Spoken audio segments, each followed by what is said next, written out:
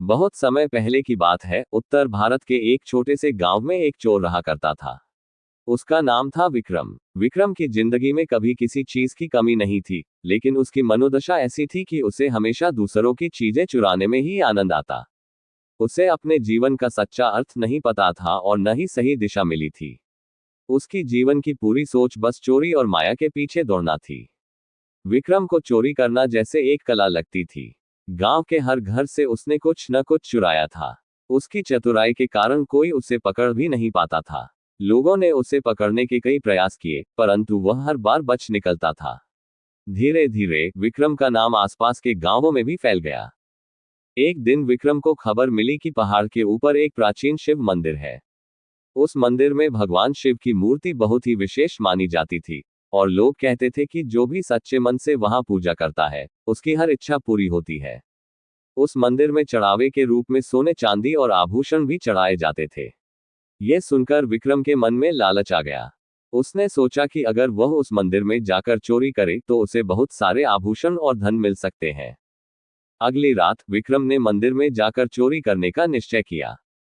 उसने रात का इंतजार किया ताकि कोई उसे देख न सके। जैसे ही आधी रात हुई, वह चुपके से मंदिर की ओर निकल पड़ा। मंदिर पहुंचकर उसने देखा कि वहां गहरी शांति और ठंडी हवा थी। मंदिर के चारों ओर का वातावरण अद्भुत था। उसे वहां एक अलग ही शक्ति का अनुभव हो रहा था, मानो महादेव स्वयं वहां विराजमान हो।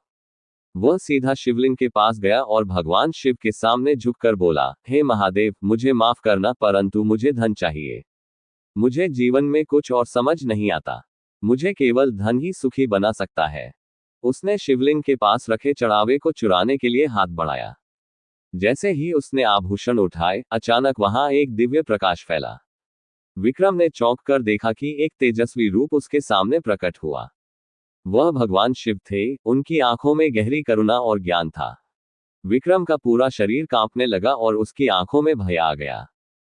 भगवान शिव ने मुस्कुराते हुए कहा, वत्स, तुम क्या ढूंढ रहे हो? क्या यह आभूषण और धन तुम्हें सच्ची खुशी दे सकते हैं? विक्रम ने कांपते हुए उत्तर दिया, मुझे क्षमा करें महादेव। मुझे धन चाहिए, इसी के लिए मैं यहाँ आया हूँ। मेरे पास जीवन में कुछ नहीं है, और मुझे लगता है कि धन से ही मेरे सारे कष्ट दूर हो सकते हैं। भगवान शिव ने एक गहरी सांस ली और बोले, वत्स, धन से तुम्हें कुछ समय के लिए संतोष मिल सकता है, परंतु सच्ची शांति नहीं। यह मोह माया तुम्हें कभी स्थायी सुख नहीं दे सकते। यदि तुम सच्ची खुशी और संतोष पाना चाहते हो, तो अपने अंदर झांको और इस मोह माया के चक्र से बाहर निकलने का प्रयास करो।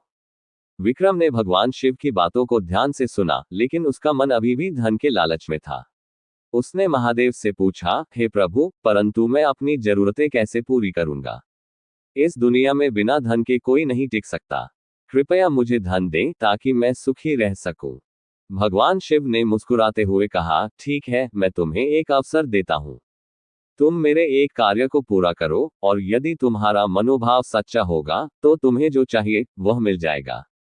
विक्रम ने तुरंत हामी भर दी। महादेव ने उसे आदेश दिया, तुम 7 दिन तक इस मंदिर में रहकर मेरी पूजा करोगे और दिन में एक समय ही भोजन करोगे। इस दौरान तुम्हें कोई भी अनुचित कार्य नहीं करना है और अपने मन को शांत रखना है। यदि तुम ये कर सकोगे तो तुम्हें वह मिल जाएगा जो तुम चाहते हो। विक्रम ने महादेव के आदेश को मान लिया और मंदिर में रहने का निर्णय किया। पहले दिन उसने पूजा की और एक बार भोजन कर लिया, लेकिन शाम होते ही उसके मन में फिर से लालच और बेचैनी ने घर कर लिया। उसे विश्वास नहीं हो रहा था कि वह इतनी आसानी से अपने पुराने रास्तों से हट सकेगा। दूसरे दिन वह फिर से पूजा करने बैठा।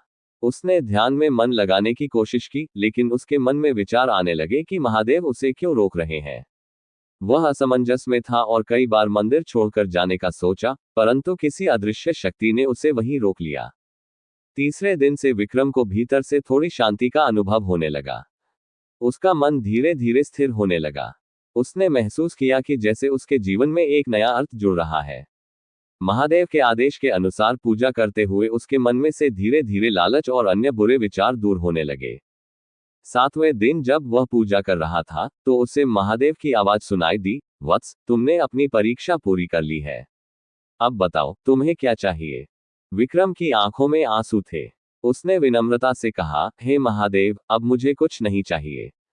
आपने मुझे सच्चे सुख का मार्ग दिखाया है।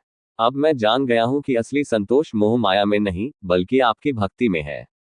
महादेव ने प्रसन्न होकर कहा, वत्स, तुमने सच्चा अर्थ समझ लिया है। अब तुम एक नए जीवन की ओर बढ़ सकते हो। जाओ और अपने ज्ञान का उपयोग अच्छे कार्यों में करो। विक्रम ने महादेव के चरणों में प्रणाम किया और एक बदले हुए व्यक्ति के रूप में मंदिर से निकला। उसने चोरी करना छोड़ दिया और गांव में लोगों की सेवा करने लगा। अब उसके जीवन में शांति और सच्चा संतोष था। कहानी से शिक्षा। सच्ची शांति और संतोष बाहरी धन और मोह माया में नहीं, बल्कि आंतरिक भक्ति, सदाचार और सच्चे उद्देश्य में है।